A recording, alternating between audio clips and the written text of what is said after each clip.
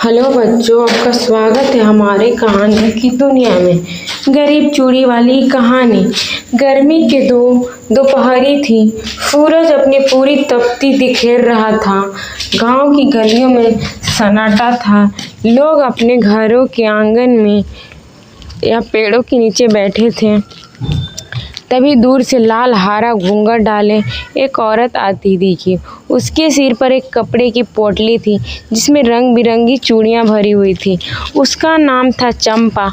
वो गांव-गांव घूमकर चूड़ियाँ बेचती थी। चंपा गरीब थी। उसके पति कई साल पहले बीमार होकर चल बसे थे। घर में एक छोटी बेटी थी, लाली, जिसकी हंसी की चंपा दुनिया थी। चंपा रोज सुबह घर से निकलती, अपना घूंघट ठीक करती, बड़ी सी बिंदी लगाती, हाथ में चूड़ियाँ खनखनाती और नए गांव की ओर चल देती। वो सोचती, शायद आज ज़्यादा चूड़ी बिक जाए तो लाली दूध फल ला सकूं। उस दिन वो इसी गांव में आई थी। धूप बहुत तेज थी, लेकिन फिर भी उसके आंगन आंगन आवाज़ लगा, चूड़ियाँ ले लो, हरे लाल नीले पीले सुहागन की निशानी। कई घरों से औरत निकल आए। एक महिला बोली, अरे चंपा, कितनी सुंदर चूड़ियाँ लाई है। इस बार दूसरी बोली, मेरे हाथ में जरा यह नीली वाली तो पहना दो।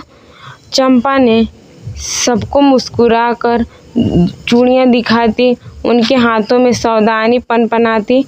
उसे देखकर कोई समझ भी नहीं पाता कि वो कितनी गरीब है। उसकी मुस्कान उसकी गरीबी को ढक रखा था। वो चूड़ी पहनाते वक्त औरत के हाथों की लकीरों के देखती, हंस कर कह देती, बहन जी, आपकी हथेली में तो बहुत भाग्य लिखा है। ये हरे रंग की चूड़ियाँ आपके हाथों में खूब खिलेगी। जब सब औरतें चली गईं, तब चंपा बोली, गहरी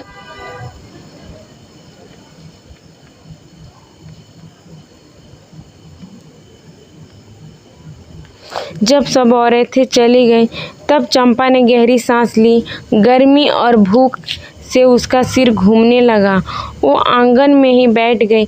तभी एक और महिला आई, धनी ठाकुर की बहू। उसने कहा, चंपा, मेरे लिए कांच की महंगी चूड़ियाँ दिखाना। चंपा ने थोड़ा संकोच करते हुए अपनी सबसे कीमती चूड़ियाँ निकाली। ठाकुर की बहू ने एक सेट पहन कर कहा, अरे वाह, कितनी सुंदर है। फिर वो बिना पैसे दिए बोली, अच्छा, मैं ठाकुर जी से पैसे दिलवा दूंगी, तू कल आ जाना। चंपा बहुत परेशान हो गई। वो जानती थी कि ठाकुर लोग उसके जैसे गरीब को सुनते नहीं, लेकिन क्या करती, मुस्कुरा कर सिर झुका ली। शाम को चंपा घर लौटी। लाली दौड़ के आए, माँ, मेरे लिए कुछ लाई हो? चंपा ने उसका माथा चूमकर कहा, अभी नहीं लाली, पर कल तुझे गुड़ जरूर लाऊंगी। लाली हंस दी। उसने क्या पता था कि उसकी माँ का दिल कितना भारी है। अगले दिन चंपा फिर ठाकुर के घर गई। घंटों बैठी रही, किसी ने उसे अंदर नहीं बुलाया। थक कर वो उठने लगी। तभी ठाकुर की बुढ़ी माँ आई। उसने देखा कि चंपा का चेहरा उतर गया है। बुढ़ी माँ ने चंपा को अपने पास बुलाया, प्यार से उसका हाथ पकड़ा और कहा, बेटी, सुना है तू रोज यहाँ चूड़ियाँ बेचने आती है, कुछ मिला? चंपा ने आंख झुका ली। बुढ़ी अम्मा समझ गई। उसने अंदर से थैले में गेहूँ, चावल और थोड़े पैसे लाकर चंपा को दे दिए। ये रख, अपनी बिटिया को अच्छे से खिला। चंपा की आंखों में आंसू भर आए। माँ जी, आपने तो आज मेरा घर बचा लिया।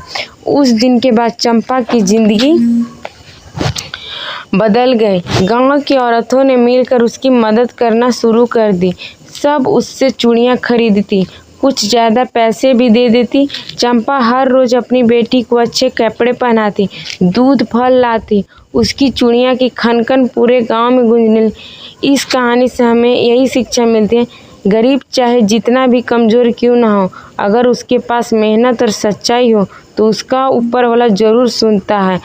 और हमें भी दूसरों के साथ अच्छा ही व्यवहार करना चाहिए।